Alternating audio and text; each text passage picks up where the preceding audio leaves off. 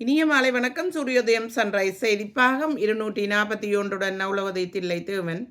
London Denmark செய்திகள். London செய்திகள். சென்ற வாரம் இங்கிலாந்தில் புயல் கிளாடியா அம்பர் வானிலை எச்சரிக்கை விடப்பட்ட நிலையில் கடந்த வெள்ளி சனி ஞாயிறு தினங்களில் பல வீதிகள் மூடப்பட்டிருந்தன.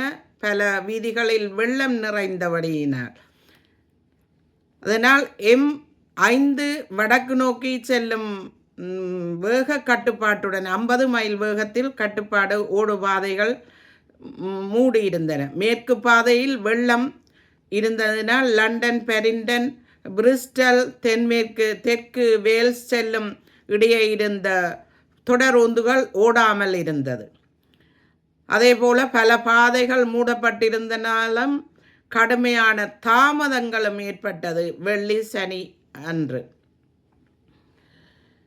மேலும் லண்டனில் சுற்றுலா பயணிகளின் கடவுச்சீட்டுகளை பரிசோதிக்கும் சீனாவின் பாதுகாப்பு அதிகாரிகள் லண்டனில் அமைந்துள்ள பண்டைய பிரித்தானிய பாரம்பரிய தளம் ஒன்றை பார்வையிடுபவர்களின் கடவுச்சீட்டுகளை பரிசோதிக்க சீன அரசு பாதுகாப்பு அதிகாரிகளுக்கு அனுமதி வழங்கப்பட்ட சம்பவத்தை ஒட்டி அதிர்வலைகள் ஏற்படுத்தி உள்ளது. புலம்பெயர்ந்தோர் பிரித்தானியாவுக்கு வந்து இருப்பவர்கள் அவர்களுடைய சில சொத்துக்கள் இருக்கிறதை அதாவது உள்துறை அலுவலகம் அதனை எடுப்பதற்கு முடிவு செய்திருக்கிறது. பிரித்தானியாவின் திட்டத்தின்படி தங்கும் இடங்களுக்கான செலவுகள் அதுக்கான செலவுகளுக்காக திருமண மோதிரத்தை தவிர்த்து மற்ற நகைகள், விலை உயர்ந்த கை கடிகாரங்கள், வாகனங்கள், நெக்லஸ் இவை எல்லாத்தையும் உள்துறை அலுவலகங்கள் எடுக்கிறதுக்கு அதிரடி நடவடிக்கை எடுத்திருக்கிறது. விசா இல்லாமல் இந்தியாவுக்குள் 2 பேர், இந்திய வம்சாவளியான பிரித்தானிய பெண் ஒருவர் மருத்துவர், அவருடன் இன்னும் ஒரு மருத்துவரும் சேர்ந்து இந்தியாவுக்குள் செல்லும்போது அவர்களை கைது செய்திருக்கிறார்கள்.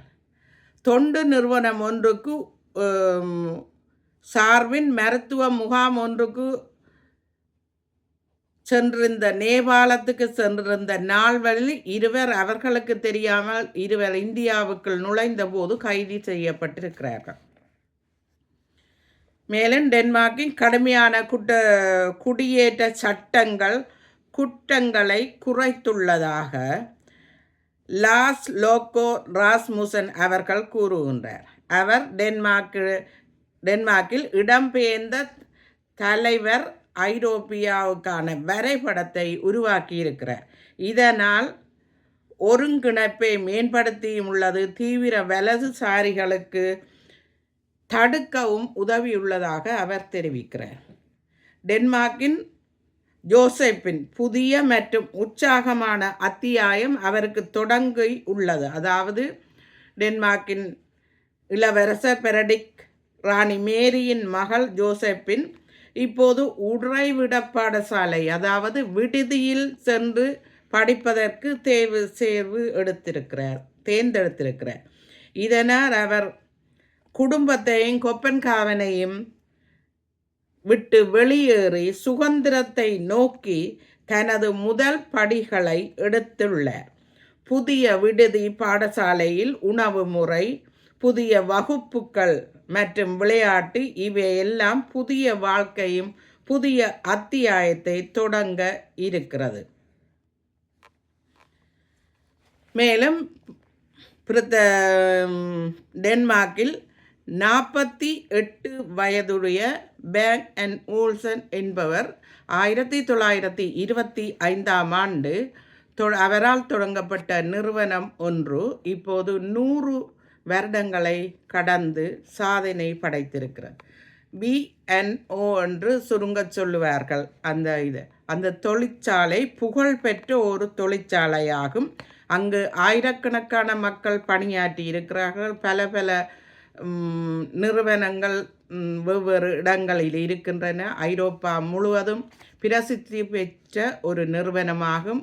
இந்த நிறுவனத்தில் அன்று முதல் தொலைக்காட்சி ஒளி சாதனங்களையும் தொலைக்காட்சி, அதாவது ரேடியோ, இது சம்பந்தமான வானொலிகள் சம்பந்தமான பொருட்களை அங்கு உற்பத்தி செய்வது ஒரு சிறந்த பணியகமாகவும் புகழ்பெற்ற நிறுவனம்.